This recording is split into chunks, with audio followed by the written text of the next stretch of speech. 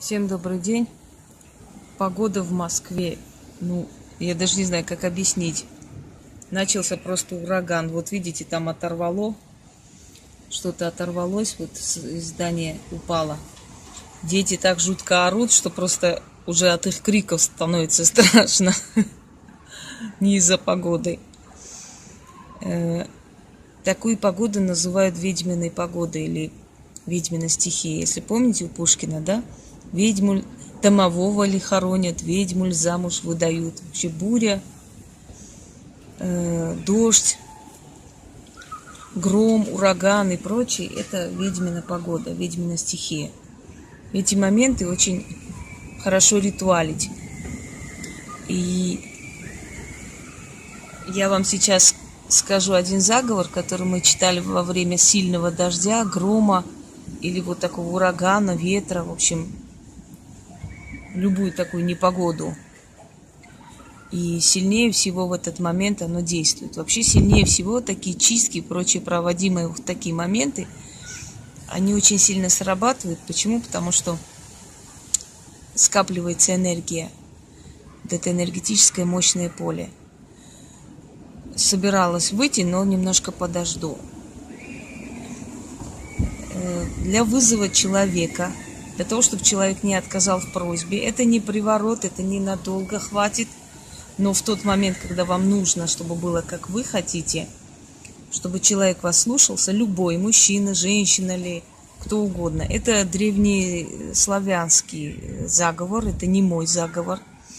Я стараюсь свои заговоры в основном, те, конечно, я практикую, беру это безусловно, потому что это тоже работа, это старинные древние вещи, но я стараюсь вам показать свои ритуалы. Остальное вы, если захотите, найдете в другом месте. Итак, вот то, что я сейчас вам скажу, этот заговор мы читали еще в школьные годы. Не зная, правда, что это вообще это нужно читать практикам. Но, видимо, в то время нам это все уже позволялось и не наказывались. Читала я и моя подруга. Звали ее Галя. Она долго потом не могла выйти замуж. Потом, наконец-то, вышла. Все эти книги передала мне, свои.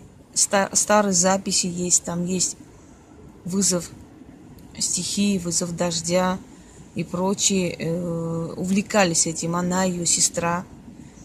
И очень долго не могли устроить личную жизнь. Почему я говорю, что этого делать нельзя? И когда их мать наконец-то спрятала от них карты, а книги они передали мне, то их жизнь изменилась. Она вышла замуж, родила ребенка.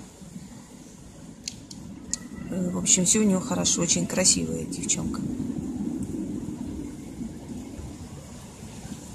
Так вот, вот этот заговор, когда мы хотим, чтобы было, как мы хотим, чтобы учительница, в общем, нас полюбила в этот день, не спросила, либо чтобы мальчик на нас посмотрел, как мы хотим, либо дома, чтобы сделали, как мы хотим.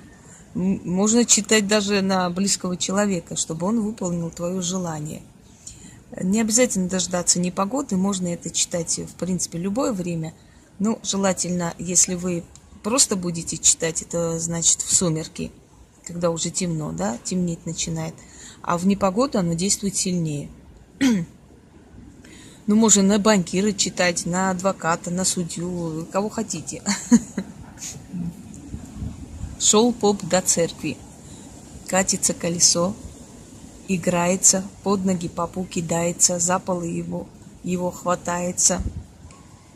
Так бы кидался до меня, такой-то, бросался, вокруг меня кружился, как поп на меня, как поп на икону, он бы на меня молился.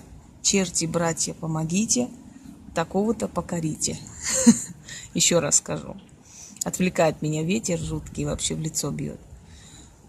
Шел поп до церкви, катится колесо, играется, под ноги попу кидается, за полы его хватается, так бы и кидался до меня, такой-то, вокруг меня кружился, на меня, как тот поп, на икону молился. Черти, братья, помогите, такого-то покорите. Ну, после этого дела человек, который должен вам позвонить, позвонит.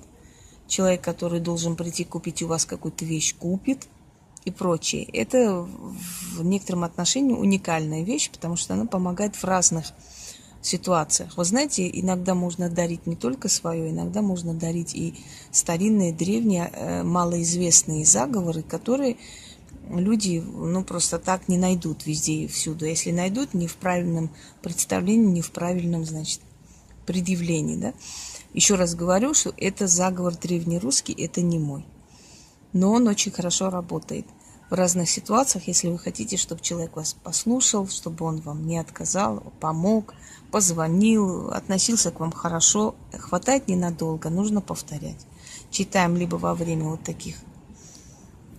такой непогоды, либо в сумерки. Перебарщивать не надо. Всем удачи!